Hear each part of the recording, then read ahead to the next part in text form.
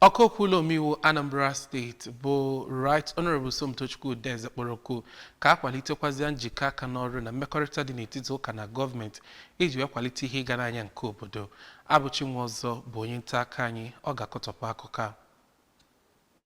Ka ọ na-ekwu okwu na ya bụ ihe mmemme merubere na Emmanuel Anglican Church dị na Akpoola, anabatara mmadụ 43,000 na ya bụ otu akpọrọ Knighthood Order of St. Christopher and Lady Bethany, nke onye nọ n'isi ya bụ ụka bụ onye ji ọkwa Anglican Bishop nke Akpoola Diocese bụ Right Reverend Samuel Ezeofor, nke onye okwupụta okwu ụlọ omebe iwu steeti ya bụ Right Honorable Somtochukwu Udeze kpọkuru ndị ụka ka ha bụ nnọọ ndị ga-agbanyesi ike, ndị na-ekpere ndị nọ n'ọgụgụ ọchịchị kpere oge ọbụla ka ọ na-edu ndị ahụ n'iyi ọrụ. Ya bụ Bishọp Agwata bụ Bishọp Ezeofor rụtụrụ aka na ya bụ otu Knighthood bụ nnọọ nke a na-enye ndị tozuru oke n'ụlọ ụka Anglican Communion. N'okwuchukwu ya na mbụ, onye ji ọkwa bishọp nke Amichi Diocese bụ Right Reverend Ifrem Ikeakọ dọrọ ndị mmadụ aka na ntị, ọkachasị ndị na-eji tigbuo ụzọ gbuo wa na-achọ ọkwa dị iche iche, ma dụọ ndị otu Kraịst ọdụ ka abụ ndị ga-ewepụ aka n'ihe ụwa dị iche iche. N'okwu nke ya, onye ji ọkwa prezidenti nke Agwata Diocesan Women's Ministry bụ Oriakụ Chinyere Ezeofor, onye ji ọkwa chaplain nke Agwata Council of Knights bụ Venerable